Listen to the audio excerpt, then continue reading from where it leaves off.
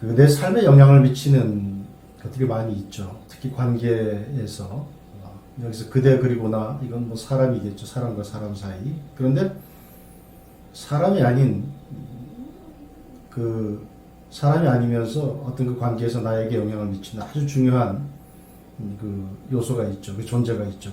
그게 뭐냐? 그 사회라고 하는 것이죠. 어떻게 보면 사람은 선택할 수 있지만 이 사회라고 하는 것은 선택이 불가능하죠. 탈출도 이제 안 됩니다. 그런데 나에게 그 영향을 미치는 면에서는 가까이 있는 어떤 자연적인 사람보다도 훨씬 더 나에게 큰 영향을 미치죠. 잔소리로 치면 그 아주 강력한 잔소리를 하죠.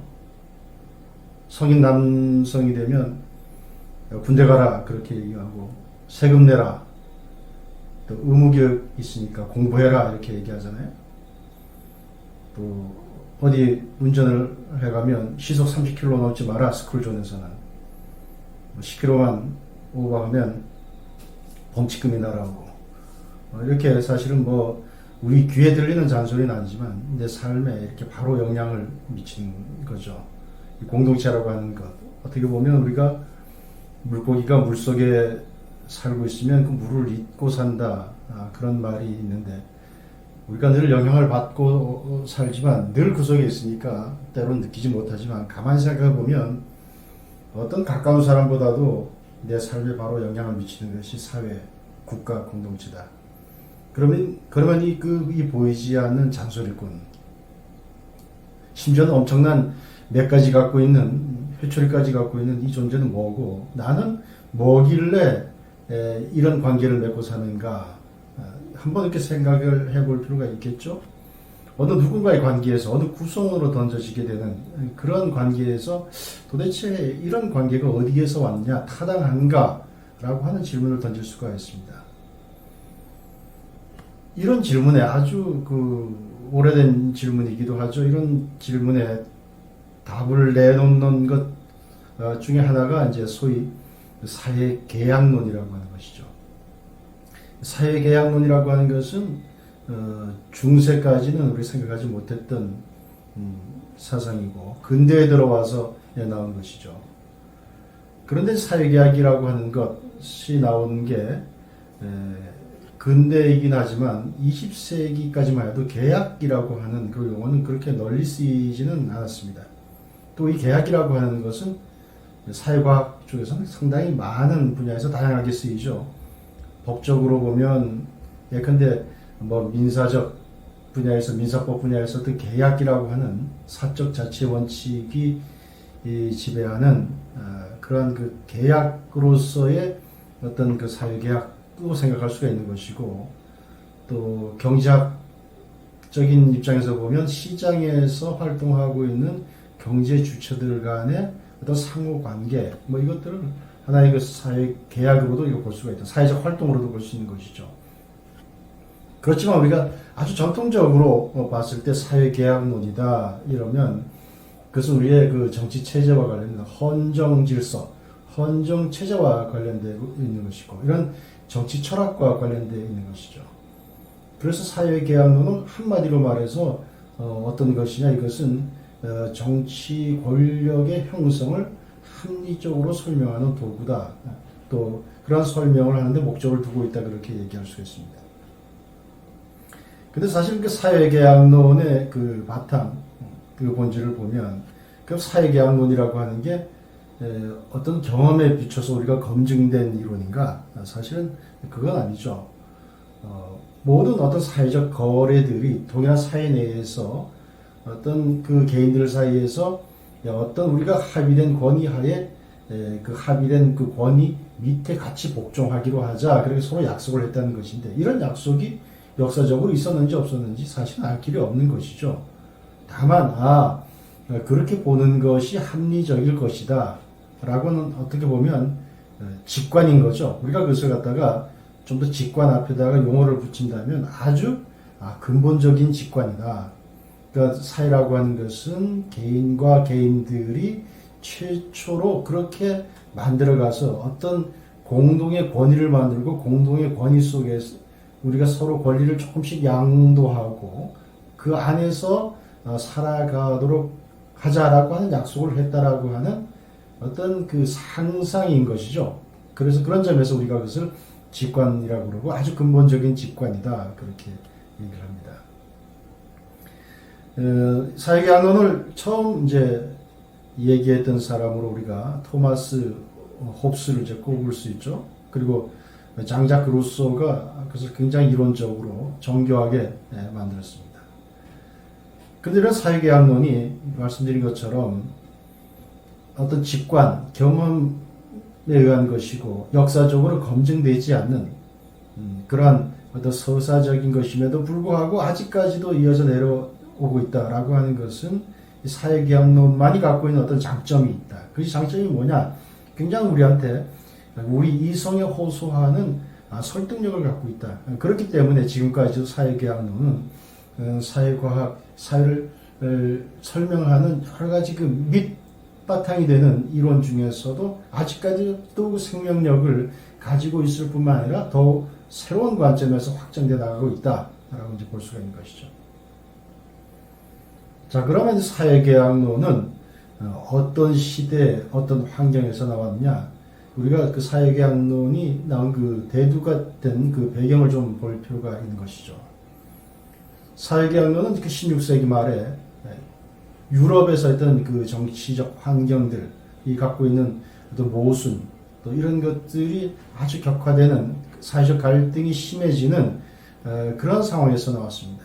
특히 이 아주 그 잔혹한 그 종교 전쟁들, 또 정파 간의 전쟁, 구교와 신교의 대립, 또 신교와 신교 안에서, 구교와 구교 안에서 뭐 이런 또 동일한 거의 비슷한 종교적인 가치와 신념 체계를 갖고 있다고 하면서도 피비린내 나는 그런 살육을 꺼리낌 없이 자행하던 그런 현실 속에서 인간은 도대체 권력이라고 하는 것을 어떻게 받아들이고 어떻게 이해하고 또 권력을 어떻게 배척하는 것이 옳은가 하는 질문을 할 수밖에 없었던 것이죠. 왜냐하면 그렇게 피를 흘리고 갈등을 주도하는 모든 것들이 권력의 이름으로 자행되어 있기 때문에 그런 것이죠.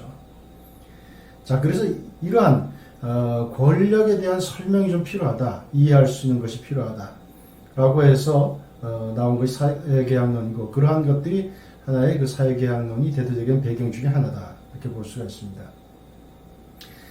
이마누엘 칸트 같은 사람은 그가 이제 이런 말을 했습니다. 인간이 갖고 있는 그 인간의 비사회적인 사회성 이렇게 이제 표현을 했는데 굉장히 모순된 말이죠. 사회성이 있는 인간이 비사회적이다. 알듯 말듯한 말인데 어쨌든 사회가 사회를 필요로 해서 그 안에 사회를 구성했지만 그 사회 안에서 남을 배척하고 압제하고 또 이러한 파벌이 나오고 전쟁이 있고 혁명이 있고 뭐 이런 현실을 어떻게 설명할 것인가 라고 하는 것이 이제 큰 숙제였던 거죠.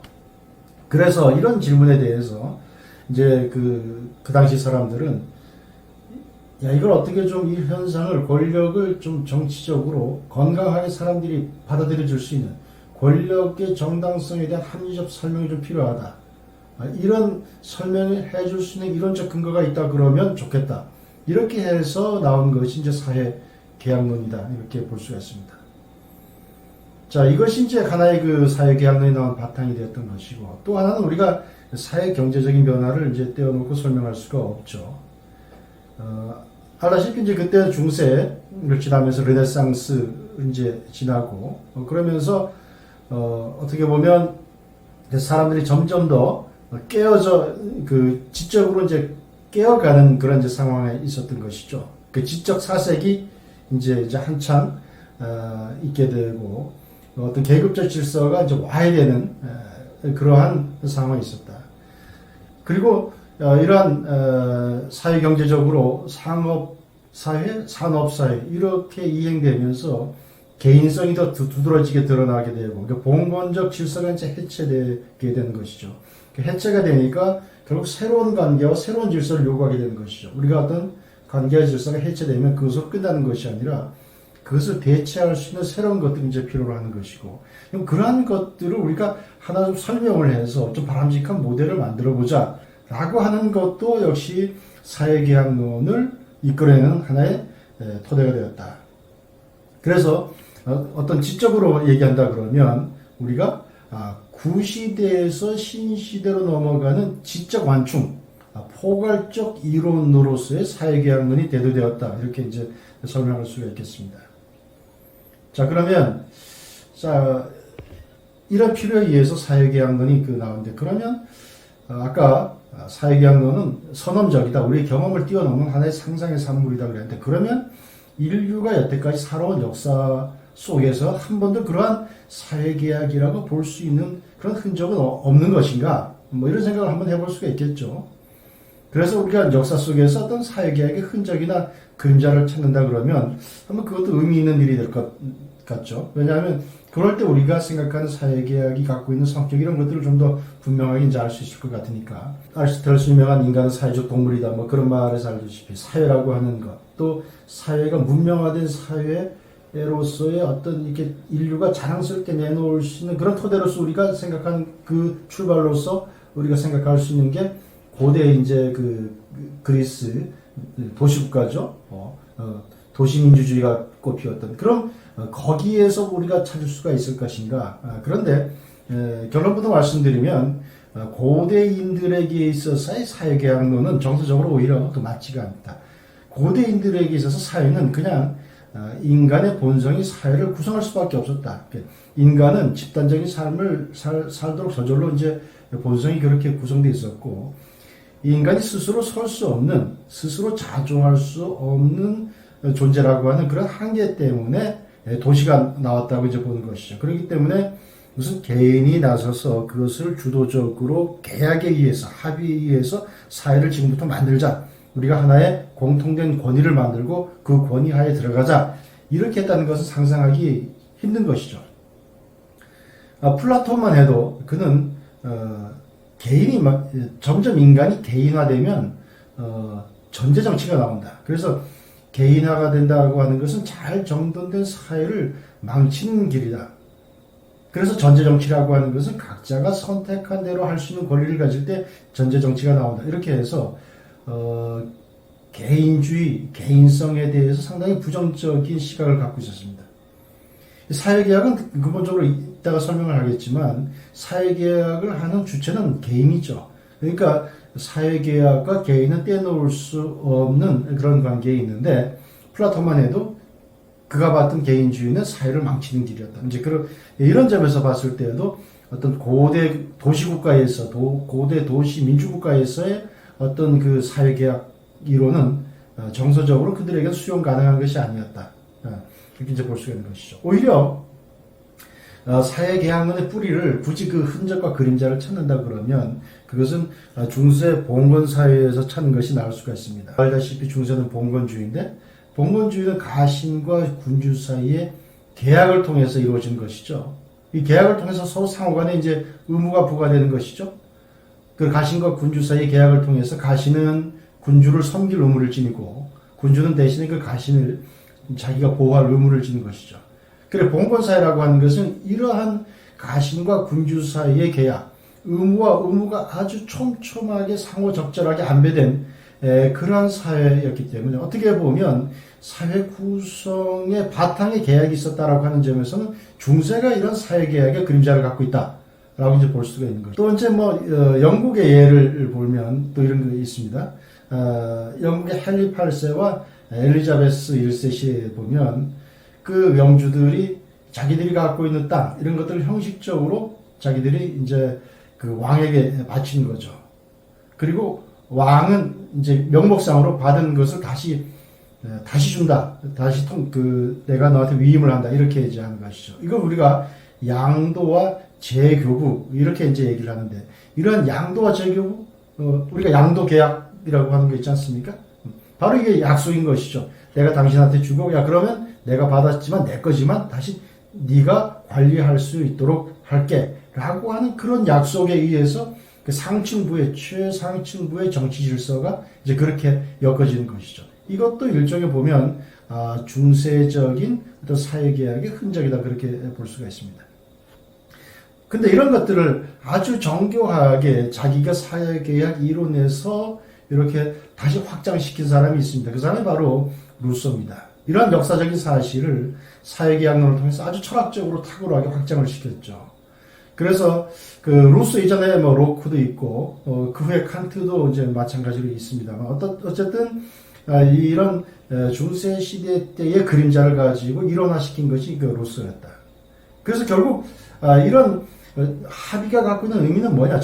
우리가 권력의 정당성을 설명하기 위한 도구로서 사회계약론이라고 그러지 않습니까? 그러면 어떤 의미가 있느냐? 그것은 사회계약론을 통해서 통치자의 그 지배라고 하는 것은 그냥 하늘에서 뚝 떨어져서 일방적으로 명령하고 그렇게 주어지는 것이 아니라 사실은 동의가 있을 때 가능한 것이다.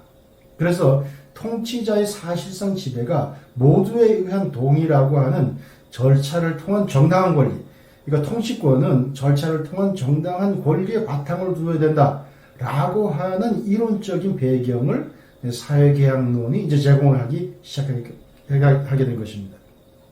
그리고 이런 것들이 근대적으로 표현된 것, 최초로 표현된 것을 보통 우리가 학자들은 1620년 11월 11일에 있었던 소위 메이플라워호 서역에서 이제 찾습니다. 알다시피 이제 유럽 대륙에서 이제 종교 박해가 있으니까 많은 사람들이 이 박해를 피해서 자유를 찾아서 신세계를 향한 항해의 길에 오르죠. 그 이주민들이 탄 배 중에 하나가 이제 메이플라워호인데 이들이 1620년 11월 11일 메이플라워 안에서 이런 약속을 하게 됩니다.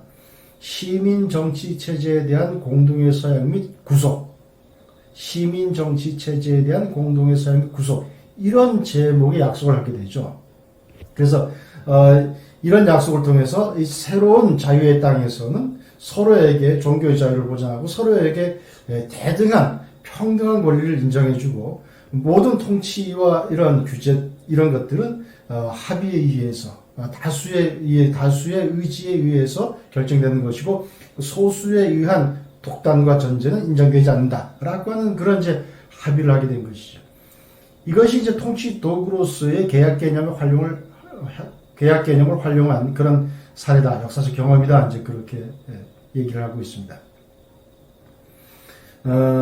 물론 이제 제한된 거죠. 배 한 척에서 또 이제 어떻게 보면 종교적으로도 이제 거의 비슷한 성향의 사람들이 자기들끼리 이제 약속을 한 것이기 때문에 이 메이플라워호의 이 서약을 굉장히 미화하고 과장했다.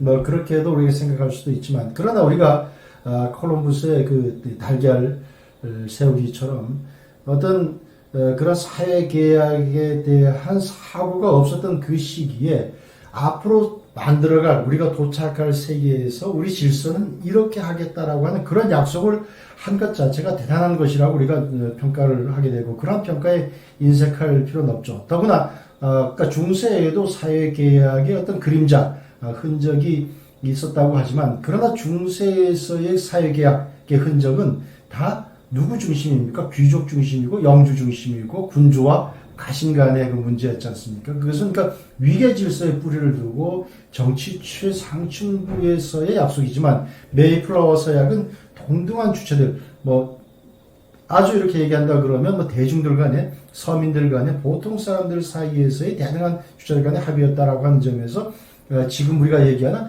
민주성에 부합하는 그런 사회계약이다 이제 그렇게 볼 수 있는 것이죠.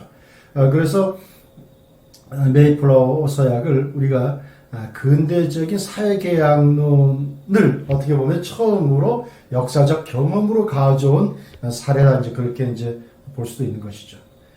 자, 그러면 이러한 그 사회적 우리가 합의를 하는 사회계약의 주체는 누구냐? 계약을 한다 그러면 계약 당사자가 있죠. 뭐 우리가 보통 계약하면 뭐 갑을 그렇게 얘기를 합니다만, 자 누가 했을까? 당연히 이것을 하게 된 것은 개인이죠. 사회계약의 당사자인 그 인간은 개인으로 이제 규정이 되는 것이죠. 그러면 이때의 개인은 누구냐? 개인은 아주 독립적인 개인이죠.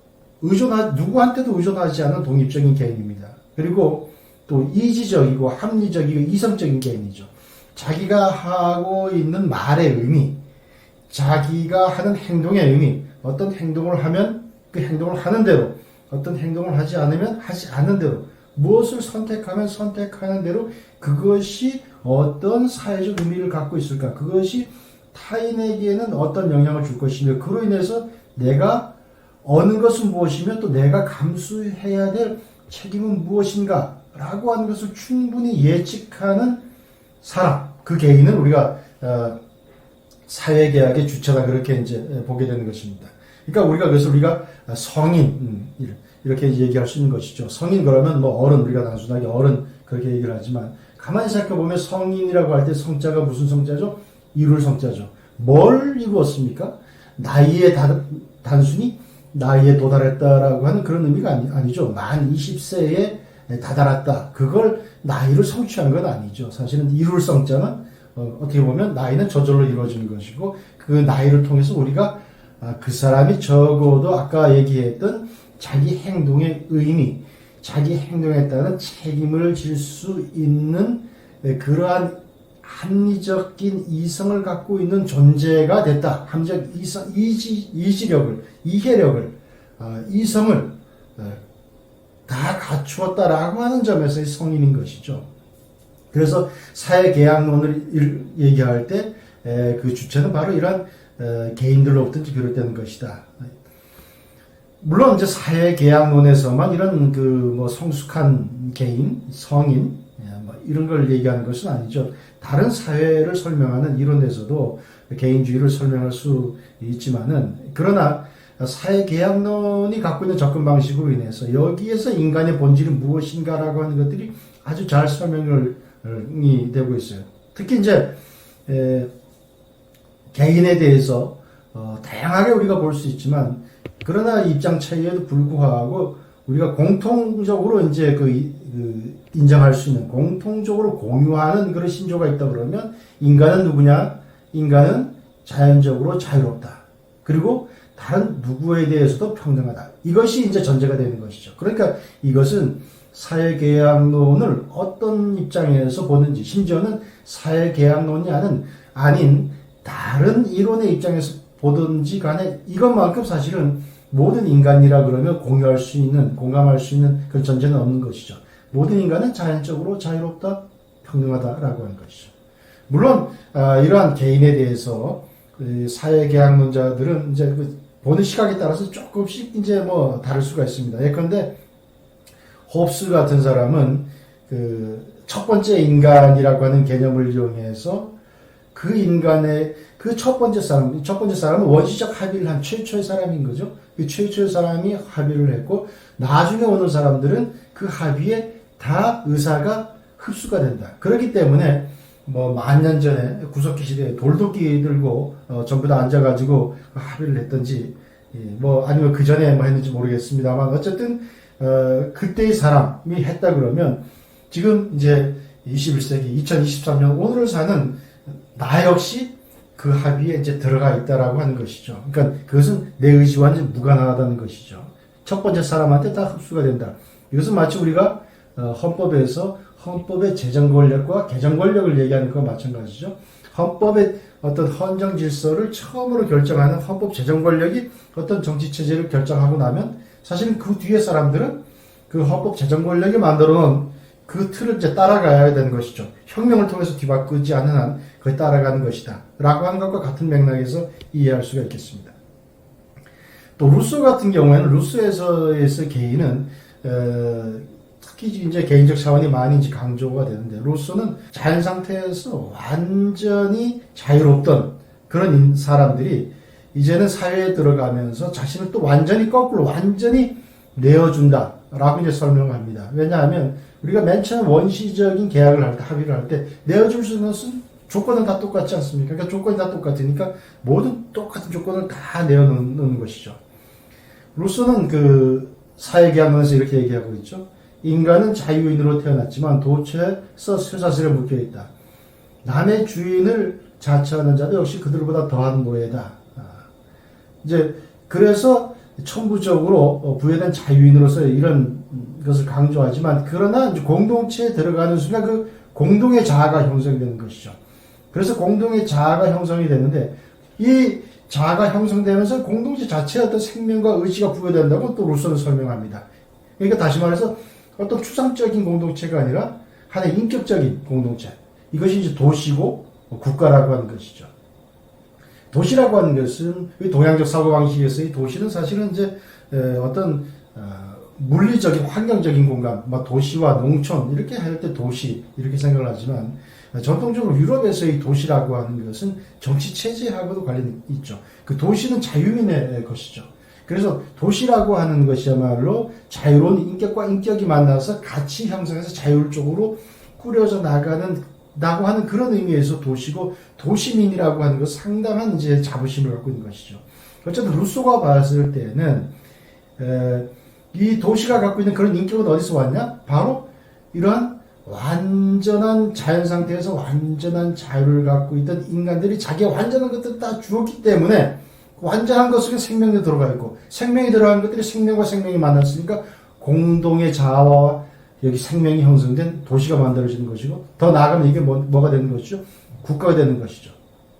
그래서 여기에 속한 사람들을 우리가 표현할 때, 그러면 루소식으로 얘기할 때 사회계약에 참여하기 이전의 사람들을 우리가 뭐라 그러냐? 우리가 인민이다, 이제 그렇게 얘기를 하는 것이고, 여기서 있는 게 사람인이고 백성이죠. 그러니까 어떤 가공되지 않는 사람이다, 그런 뜻에서 이게 인민인 것이죠.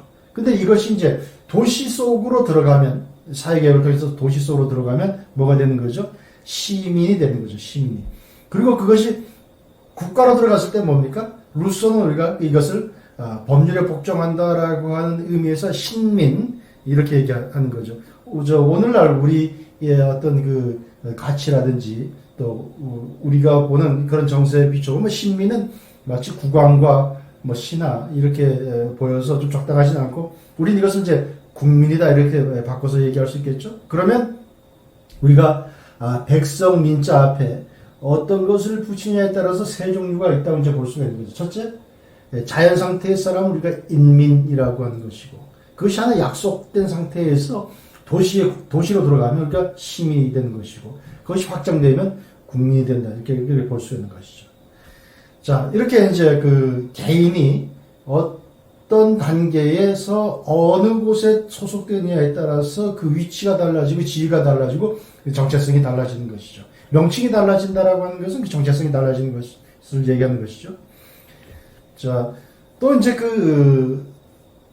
루소가 완전한 개인을 드린다, 준다라고 하는 이제 그런 얘기를 했는데, 스피노자라고 하는 사람도 거의 비슷한 말을 했어요. 그 스피노자는 그의 그 저서인 그 신학, 그 정치농부라고 하는 책에서 각자는 그 자신이 가진 모든 권한을 공동체에 양도한다, 이렇게 얘기를 했습니다.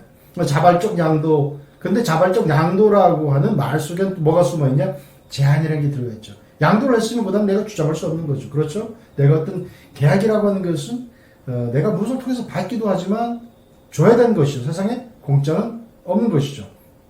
그러니까 자발적 양도와 제한을 통해서 인간은 이제 법 속으로 들어가게 되는 것이고, 그렇게 되니까 결국 출발은 개인으로 시작하지만 법으로 들어가는 순간 그 인간의 개인성이라고 하는 것은 이제 제한과 한계라고 하는 짐을 숙명적으로 이제 짊어질 수밖에 없는 것이다. 자, 그러면 이제 그 다음 우리가 질문을 좀 할 수밖에 없죠. 스피노자의 말을 우리가 생각한다 그러면 제한과 한계라고 하는 짐을 짊어졌는데 왜 굳이? 왜 짐을 짊어져? 뭐 때문에? 뭔가 얻는 게 있기 때문에 우리가 이렇게 생각할 수 있지 않겠습니까? 도대체 왜? 무엇을 위해서? 왜 이런 결정을 하게 되는 것이냐? 그러니까 사회계약을 통해서 보면 홉스 같은 경우는 그 리바이어던이라고 하는 국가로 표현되는 거기 보면 아주 절대 군주죠. 절대 군주 완전 복종하게 되는 것이죠. 그 밑에 들어가게 되는 것이죠. 루소도 마찬가지. 그다음에 스피노자도 마찬가지. 그 어떤 어떻게 보면 아주 심하게 얘기하면 법이 어떻게 보면 굴레 같은 것이잖아요. 그 굴레 속에 왜 들어가냐? 그 사람들이 바보기 때문에, 비천한 자들이기 때문에, 원래 노예적 속성이 있기 때문에 그게 아니라는 거죠. 사회계약을 통해서 절대 국가에 복종하는 개인이라고 하는 것은 우둔하거나 비천한 자들이 결코 아닙니다. 홉스가 그 책에서 얘기하는 사람들을 조차도 사실은 교양 있고 이성적이며 아주 비천하지 않은 시민들이에요. 그들이 들어가는 것은 한마디로 말해서 자신의 안위를 위해서 절대 권력자를 필요로 하는 것입니다. 내가 안전하고 내 생명을 안심하고 유지하고 내 재산을 유지하고 이런 필요성 때문에 내가 갖고 있는 자유를 주어도 좋다 라고 해서 이제 그런 합의를 했다는 것이죠. 자, 그래서 우리가 이제 도대체 그러면 그 인간들이 그런 사회적 합의하기 전에 어떤 상태에 있었기 때문에 그렇게 들어가느냐? 이쪽이 상태가 더 이제 나쁜 거겠죠. 저쪽 문을 열고 들어갔다라고 하는 것은 이쪽이 지금 상태가 나쁘다는 것을 우리가 이제 알 수가 있죠. 미루어 짐작하는 건데. 그럼 자, 사회계약이라고 하는 문을 이제 열고 저쪽으로 들어갔는데, 그럼 이쪽 상태 들어가기 전의 상태는 어떤 상태였는가 우리가 보는 게 필요하겠죠. 사람들이 그걸 또 어떤 상태로 상정을 하고 있는가? 우리가 그 상태를 뭐라 그러냐면 자연 상태다 그렇게 얘기하죠. 그러니까 국가가 없는 상태를 우리가 자연 상태라고 그러는데, 사실은 이제 자연 상태 그러니까 국가가 없으니까 모두 다 이제 자연적 자유를 이제 누릴 수 있을 것이라고 생각을 하죠. 속박이 없기 때문에. 그런데 사실 속박이 없는 것이 자연 상태냐? 자연적 상태라고 하는 것은 적어도 평화스럽거나 살기에 여유가 넘치는 그런 것하고는 거리가 멀다. 오히려 모두에게 속박이 없기 때문에 더 잠재적 위협 상태가 더 있고 더 확실하게 폭력과 무질서가 있는 그런 상태가 된다는 것이죠. 제가 개인적 경험으로 제가 몽골 초원을 한번 가본 적이 있습니다. 몽골을 갔는데 참 낮에 보니까 굉장히 큰 초원에 정말 푸른 풀밭에 아주 한가롭게 양떼들이 이렇게 있고, 그건 이제 밤에 이제 게르에서 자는데 그 게르에 이렇게 쭉 늑대 가죽으로 이렇게 그 게르 안에다 이렇게 둘러쌌더라고요. 또 그 늑대 가죽뿐만 아니라 표범 가죽도 있더라고요. 그래서 제가 궁금해서 1초원에 표범이 있느냐 그랬더니 표범이 있답니다. 그 몽골에 표범이 많대요. 표범, 늑대. 그러니까 낮에는 그 표범과 늑대가 이제 보이지 않는 것이죠. 그러나 밤에는 이제 그런 것들이 다니는 것이죠. 자, 그때 제가 느낀 게, 그 게르 바깥으로 나가면서 느낀 게 뭐냐면, 내가 안전한 것이 바로 저쪽에 울타리가 있기 때문에 여기가 평화롭다라고 하는 것이죠.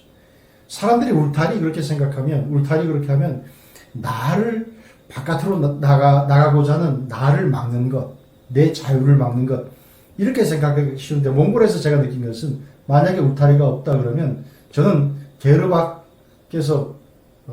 밖으로 나가는 것도 겁나실 겁니다. 그 밤에 언제 어디서 표범과 늑대가 나타날지도 모르기 때문에. 그러나 적어도 울타리가 있기 때문에 울타리 안으로는 표범과 늑대가 들어오지 않을 것이라고 하는 그 신뢰가 있는 것이죠.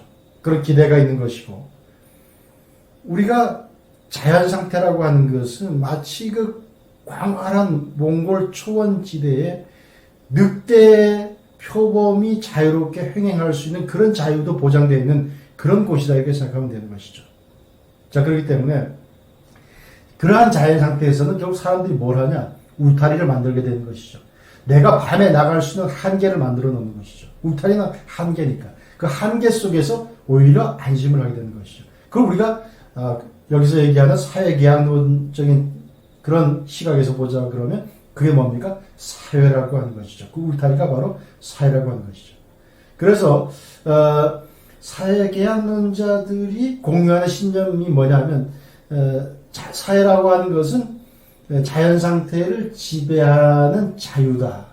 그리고 인간이라고 하는 것은 마치 몽골 초원에 우리가 다 늑대고 다 표범인 것처럼 생각을 한다 그러면 거기서 마음 놓고 뛰고 마음 놓고 먹이 사냥을 하고 이제 그렇게 하고 싶겠죠. 그걸 우리가 어떤 방종을 향한 원시적인 그런 갈증이 있다 그렇게 얘기한다 그러면, 그러나 나한테 그런 원시적인 갈증이 있는 것처럼 다른 늑대들, 다른 표범들도 똑같이 그런 원시적 갈증이 있겠죠. 근데 거기서 그럼 결국은 그 갈증을 해소하는 건 누구냐? 힘센 놈이 해소를 하겠죠. 내가 힘이 약하면 나는 갈증을 해소하지 못하고 저쪽 상대방의 갈증을 해소하는 수단으로 먹잇감으로 전락하고 마는 것이죠. 이걸 서로 아는 거죠. 그래서 이건 내가 어떤 놈보다 셀지 모른다. 내가 옆에 있는 놈보다 셀지 모르지만 누군가의 강자가 나타나면 어느 한순간에 목숨을 잃고 갖고 있는 것도 다 뺏길 수 있다. 그럼 이러면 안 되겠다. 나는 무한히 자유롭고 싶지만 나한테 만약에 정말 내가 절대적인 힘이 있어서 아무나 해칠 수 있고 누가 나를 제어할 수 없다 그러면 내가 그거 가지고 막 자유를 마음껏 쓰고 싶다라고 하는 그러한 방종에 대한 갈망도 있지만 또 한편으로는 그것이 상대방에게도 있을 것이다 라고 하는 것에 대한 생각, 그 생각이 갖고 있는 두려움, 그것으로 인한 계산, 이런 것들이 스스로를 제어하게 한다는 것이죠. 그래서 그렇게 해서 만들어진 사회이기 때문에 사회는 자연 상태를 지배하는, 자유가 지배하는 것이고, 그것은 뭐냐? 인간의 무한한 갈증을 통제하는 것이다. 서로 통제해서 조절하는 것이다. 라고 이제 볼 수 있는. 자, 제가 이제 몽고를 통해서 자연 상태를 설명을 했는데, 홉스 같은 사람은 이렇게 이제 자연 상태를 설명해요. 자연 상태에서 사람들이 원하는 바는 끝이 없어요. 당연히 끝이 없겠죠? 그런 한계지는 것은 일단 힘과 기회예요.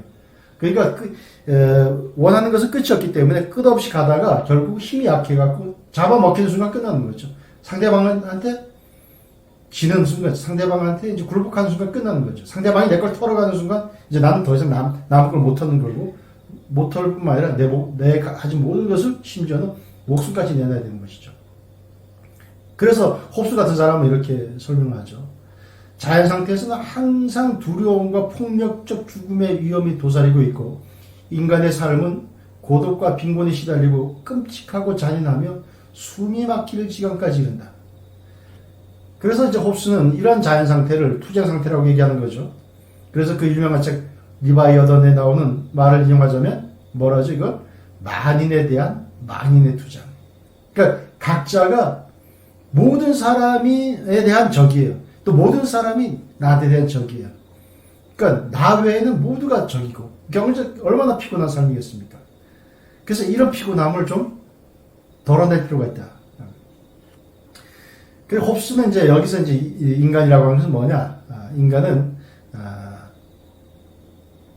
결국 투쟁이 이제 불가피하지만은, 그러나 인간이라고 하는 것은 아주 즉각적이며 차라고 하는 거죠. 작은 이익에도 마음이 동하는 근시안적인 소유자이기 때문에, 또 이러한 그런 마음들을 상대방도 갖고 있다는 걸 알기 때문에 우리 약속을 하자. 그래서 모든 사람이 결국은 어떤 궁극적으로 무슨 약속을 하냐? 이런 비극을 좀 막자. 쾌적한 삶을 지향하고 폭력적인 살상을 피하자. 그게 우리에게 서로 낫지 않겠냐?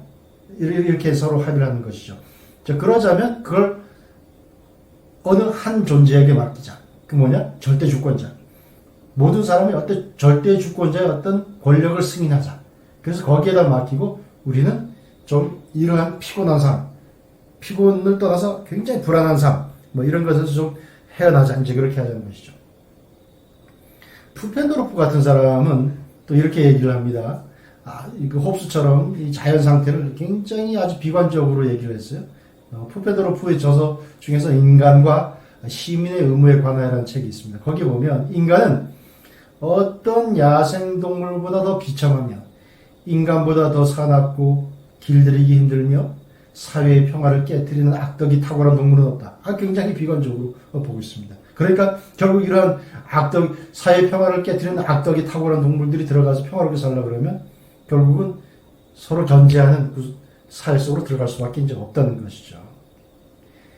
로크는 상대적으로 자연 상태가 그렇게 홉스나 푸펜도로프가 본 것처럼 그렇게 아주 잔인하거나 그런 곳으로는 이제 상상 안 했습니다만은, 그러나 로크도 결국은 사람들이 아주 서로 이제 젠틀하게 서로 신사적으로 양보를 할 거 양보하고 이렇게 산다 하더라도 누구의 권리를 인정해 줄 것이냐, 누구의 몫을 인정해 줄 것이냐라고 하는 것은 결국은 각자의 판단에 달려있기 때문에, 각자의 판단은 이기심에 의해서 또는 약간 더 이기심에 약간 그 사악함 이런 거에서 또 주관적으로 다 다를 수가 있지 않습니까? 그 기준이 달라져 버리니까 야 역시 기준이 달라지면 결국은 분쟁은 불가피하게 이제 일어날 수밖에 없다. 이제 그런 결론에 다다르는 것이죠. 그래서 결국은 사회라고 하는 것은 다양하게 일어날 수밖에 없는 의견의 불일치, 이것을 중재할 공정한 심판자, 불편부당한 심판자를 필요로 한다. 그런데 자기가 자기의 심판자가 돼서는 안 되죠. 이것은 아주 대원칙이죠. 내가 내 사건의 심판자가 돼서는 안 되니까. 그러면 내가 어떤 사건에서의 중재를 필요로 하는데, 그럼 내가 심판자가 안 되면 또 쟤도 이제 그걸 필요한데, 그럼 쟤도 심판자가 안 되고 나도 안 되고, 그러면 우리 제3의 심판자를 만들어야 된다. 그래서 만들어진 게 뭐냐? 국가라고 하는 것이죠. 그래서 로크가 봤을 때 국가의 첫 번째 기능은 심판의 기능입니다. 철저하게 공평 무사하게 심판을 해줘서 질서를 만들어주고 기준을 제시하는 것. 이게 바로 로크가 봤을 때 사회계약으로 사람들이 들어가는 이유이기도 한 것이죠. 루소는 자연상태를 긍정적으로 보는 사람들 중에 한 명이죠. 상대적으로. 그래서 루소가 생각할 때 자연상태 속에 있는 인간들은 굳이 그렇게 홉스처럼 만인에 의한 만인의 투쟁, 그걸 했던 사람들은 아닐 것이다. 굳이 투쟁의 장소로 상상할 필요가 이제 없다고 얘기하죠. 그래서 홉스식의 자연상태라고 하는 것은 통제가 잘못됨으로써 빚어진 사회의 일종이기 때문에, 그래서 인간은 자기 자유를 포기하지 않고 자연상태에 남아있다 하더라도 동물적 상태까지는 이르지 않고 좀 더 이제 다른 사회계약론자들이 얘기했던 것보다는 좋은 상태에 머물러 있을 것이다, 이제 그렇게 보고 있습니다. 칸트도 마찬가지로 루소처럼 자연상태에 관해서는 좀 관대한 편이죠. 그래서 사회계약을 통해서 그 안에 들어가지 않았다 하더라도 사람들은 적어도 시민 상태까지는 아니라 하더라도 사회적 상태 속에는 있을 수가 있다. 이제 그렇게 상정합니다. 어쨌든 이러한 자연 상태가 어떠했다라고 하는 것, 이런 것들은 사실 검증되지 않은 것이고 우리가 하나의 상상으로 생각하는 것이고 사회계약론을 설명하기 위한 도구다, 이제 그렇게 보는 것이죠. 어쨌든 자연 상태를 보는, 또 자연 상태 속에서의 인간이 어떠한 존재였던가라고 하는 것에 대한 시각은 다 다르지만 공통적으로 인정하는 것은, 어쨌든 인간이라고 하는 것은 서로가 서로에 대한 구속력을 필요로 했다. 그 구속을 필요로 하는데 인식을 같이 했다. 합의의 필요성이 있었다. 라고 하는 것에 대해서는 이제 같이 의견을 같이 하는 것이죠. 그래서 자유야말로 그냥 놔두면 가장 큰 자유의 적이 된다는 걸 인식하고 있었기 때문에 사람들은 스스로를 묶어두기 위한 합의에 들어갔고, 이렇게 해서 탄생한 것이 바로 사회라고 하는 것입니다. 그래서 우리는 항상 이제 사회계약론 이렇게 하면 결국 자연상태에서 홀로 방치되어 있는 것보다는 공동체에 들어감으로써 법에 따라서 자유를 제한받는 것에서 오는 이점, 이런 것을 서로 이제 비교를 해봐야 되겠죠. 그래서 소위 사회계약들이라고 불릴 수 있는 내용, 권리, 의무, 정당성과 복종, 이런 그 합의들이 왜 필요했는지, 또 그러한 합의들이 현재 지켜지고 있는지 라고 하는 하나의 기준을 사회계약론에 비춰서 우리가 생각해 볼 수 있다라고 하는 것입니다. 어쨌든 사회라고 하는 것은 이런 그 원시적인 어떤 자유를 구속하는 것들을 본질로 하는 것이죠. 사회에 가자고 합의를 하는 순간. 그래서 사회 속에서는 규칙과 한계들, 그것이 있을 수밖에 없습니다. 그러니까 무한한 방종, 방종을 향한, 자유를 향한 어떤 갈증, 무한한 갈증, 이것들을 제어하는 것이기 때문에 사회는 무엇을 본질로 한다? 규칙과 한계들을 본질로 한다라고 하는 것입니다. 이 말은 루소보다 한 세기 앞서서 영국의 존 밀턴이라고 하는 사람이 있는데, 왕과 통치자 임기라고 하는 그 책이 있습니다. 그 책에서 아주 잘 설명을 했습니다. 그 사람은 이제 이렇게 설명을 하고 있습니다. 모든 사람은 자유롭게 태어났고 복종이 아니라 명령하기 위해 태어났으며 그렇게 살아왔다. 그러다가 점점 잘못과 폭력에 빠지게 되면서 이것이 결국 모두의 파멸로 이어지리라 생각되자 사람들은 각자를 구속하는 공동체를 만들어 서로 해악을 가하지 못하도록 합의하고 한편으로 이러한 합의를 방해하거나 반대하는 것으로부터 공동으로 대처하여 방해하기로 하였다. 여기에서 도시, 마을, 그리고 국가가 나온 것이다. 국가가 우리가 말하는 여기서는 커먼웰스라고 하는 겁니다. 우리가 커먼웰스라고 하는 영연방 이렇게 많이 이제 할 때 커먼웰스라고 하는데 사실은 우리가 이제 국가라고 보는 것이 맞죠. 어쨌든 계속 이제 이 존 밀턴의 얘기를 들어보자면 이렇습니다. 그리고 서로를 단순히 신뢰하는 것만으로는 충분한 구속력이 없다는 사실이 드러나자 이들은 어떤 권위를 만들어 거기에 평화와 공동의 권리를 침해하는 행위에 대하여 이를 물리력으로 제지하고 처벌할 수 있도록 하는 것이 필요하다는 사실을 깨달았다. 이러한 권위와 자기 방어 및 보존의 권리는 평온과 질서를 위해 원시적 및 자연적으로 모든 사람에게 내재된 것이며 이 권리에 의해 만인이 서로 묶이기도 하는 바 그래서 최소한 각자는 자기 자신이 부분적인 법관이 되어야만 한다. 아주 사회계약론의 그 본질을 정확하게 잘 설명해 놓은 그런 말이라고 할 수 있습니다.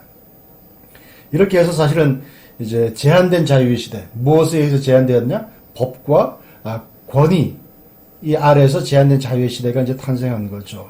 그래서 루소나 칸트 같은 사람들은 이러한 억제야말로 자율적 규칙 내에서 누리는 자유로서 진정한 자유 이렇게 이제 얘기를 하고 있습니다. 자, 그러면 조금 더 우리가 사회계약론에 들어가서 우리 계약이라고 하는 것은 서로 이제 주고받는 것을 얘기하는 거죠.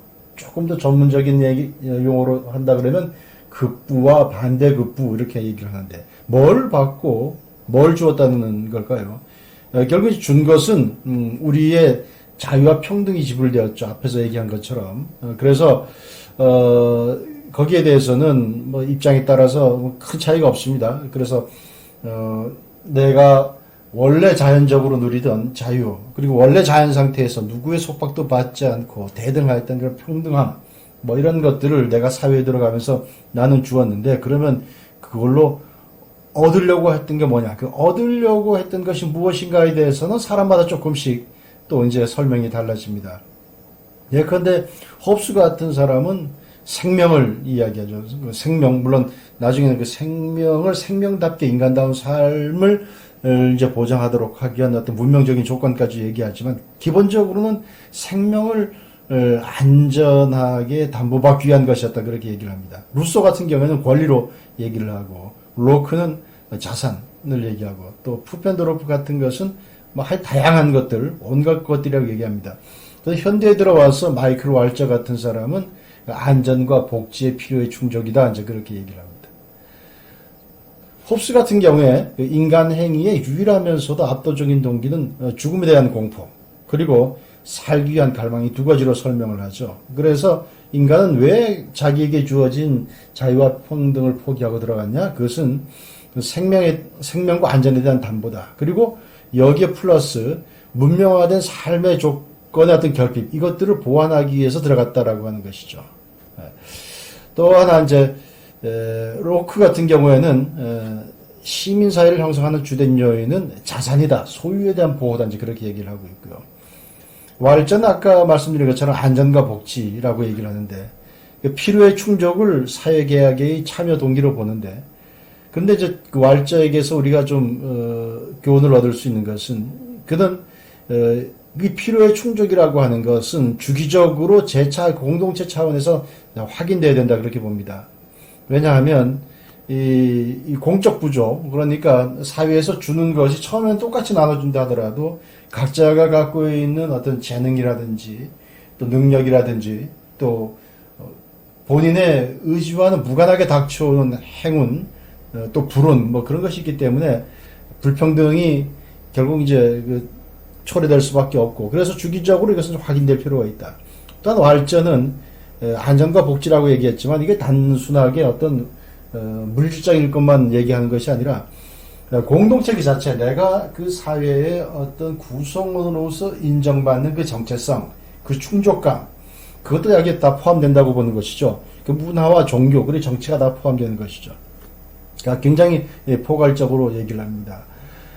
그래서 이 왈자 같은 경우에는 그 에드먼드 버크라고 하는 그 사람이 있죠. 그 사람의 말을 인용하면서 이렇게 설명을 합니다. 정부는 인간의 피로도를 제공하기 위한 인간 지혜의 산물이다. 인간은 바로 이 지혜를 통해 자신들의 필요를 제공받을 권리가 있다. 그래서 에드먼드 버크가 자기가 볼 때는 사회계약론을 통해서 인간들이 얻고자 하는 바를 아주 정확하게 잘 설명을 했고, 국가라고 하는 것은 무엇이냐? 바로 또 국가가 해야 될 책무도 이 말 속에 들어있다. 이제 그렇게 얘기를 합니다. 자, 그러면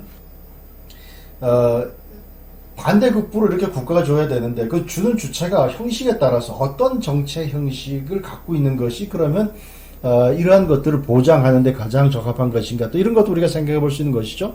그러니까 어떤 정치체제, 어떤 규칙이 내가 원하는 것을 잘 보장할 수 있는 것인가. 그 사회계약론자들은 처음에 들어갈 땐 그런 것까지도 이제 뭐 합의를 한다 그러면 합의를 했다고 이제 볼 수가 있겠죠.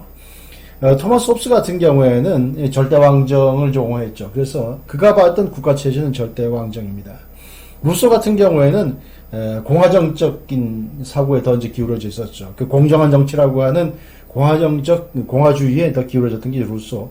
그리고 20세기 들어오면 존 롤스 같은 사람은 절차적 정의로, 그러니까 국가라고 하는 것은 절차적 정의를 보장하는 것이죠. 절차적 정의를 보장을 함으로써 아까 얘기했던 우리가 기대하는 바를 이제 더 잘 줄 수가 있다라고 이제 하는 것이죠. 어쨌든 어떤 정체라고 하는 것, 어떤 정치 체제가 사회 계약을 그 의무를 잘 이행할 수 있을 것인가라고 하는 점에 대해서도 그 사람들이 처했던 어떤 시대적인 상황, 또 정치관, 현실에 대한 진단, 또 대안 방향, 거기에 따라서 조금씩 이제 달라지는 것이죠.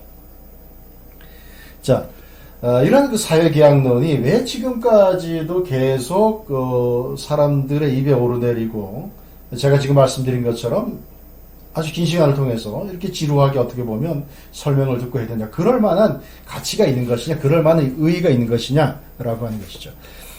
사실 루소 이후로 내려오면서 사회계약론이라고 하는 것은 어떤 그 역사 속에 있는 것이 아니고, 역사가 아니라 사회를 연구하는 하나의 그 합리적 기준점으로서 역할을 하고 있죠.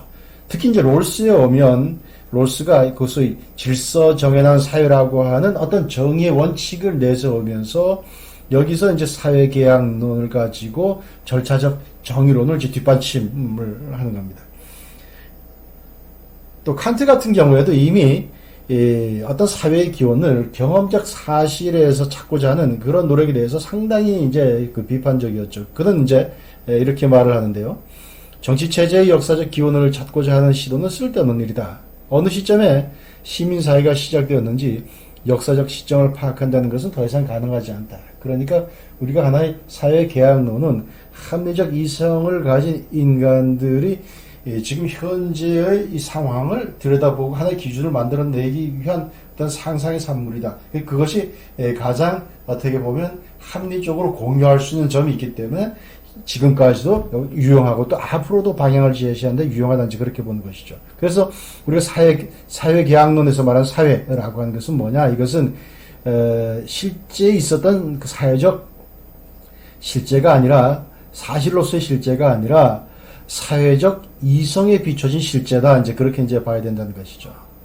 물론 사회계약론 자체가 완전한 뭐 이론이라든지 또 다른 모든 이론에 비해서 거의 완벽하다 이렇게 얘기할 수는 없는 것이죠. 여러 가지 이제 그 비판의 여지도 있는 것이죠. 그렇지만 그런 한계보다도 그 유용성이 더 크다라고 하는 것입니다.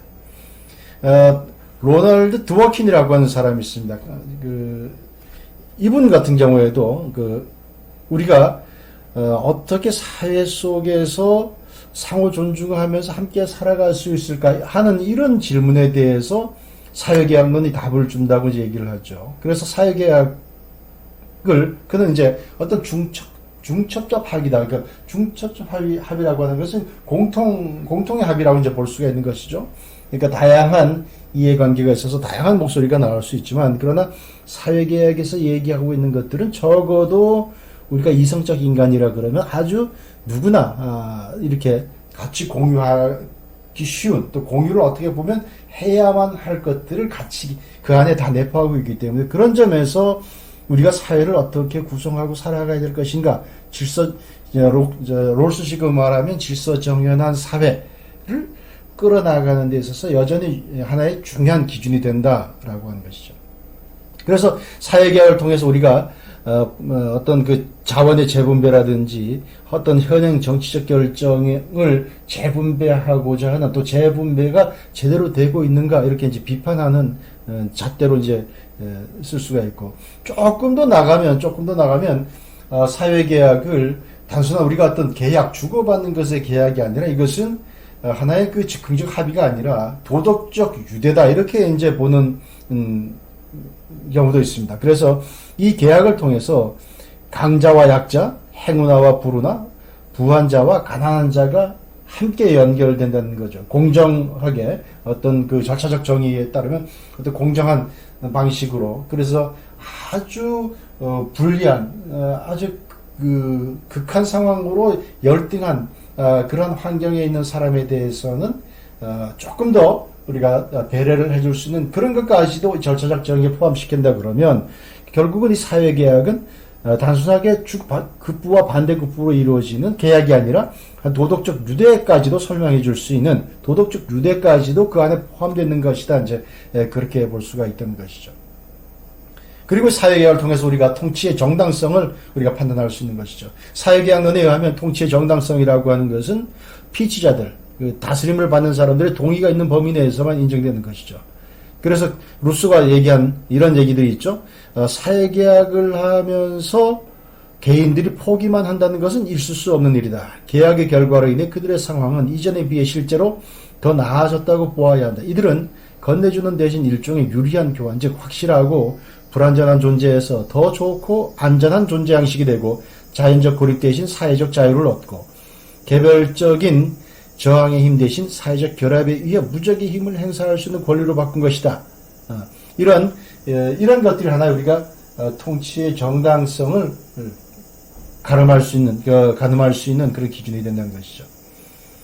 그렇기 때문에 공동체에 들어옴으로 인해서 종전보다 나은 것, 보다 중요한 것을 얻을 수 있었다.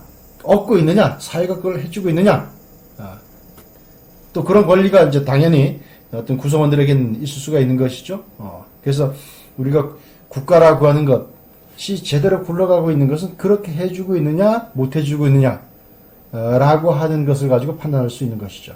그래서 공동체에 의해서 보장되는 생존이라고 하는 것은 최소한의 계약 조건이다. 또 반면에 우리가 그러면 사회계약에서 어떤 누리는 것, 이것만 너무 강조하다 보면 어떻게 되겠습니까? 원래 우리가 들어가면서 제한과 한계를 스스로 감내하기로 했던 그런 약속, 그런 책무, 그런 거 잊혀지면 그거 안 되겠죠.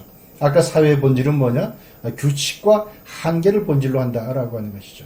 그러니까 사회에 들어가서 어떤 시장경제라고 하는 것이 분업과 교환이라고 하는 그런 경제 생존에서 그것이 점점 더 소외와 열세를 고착화시킨다.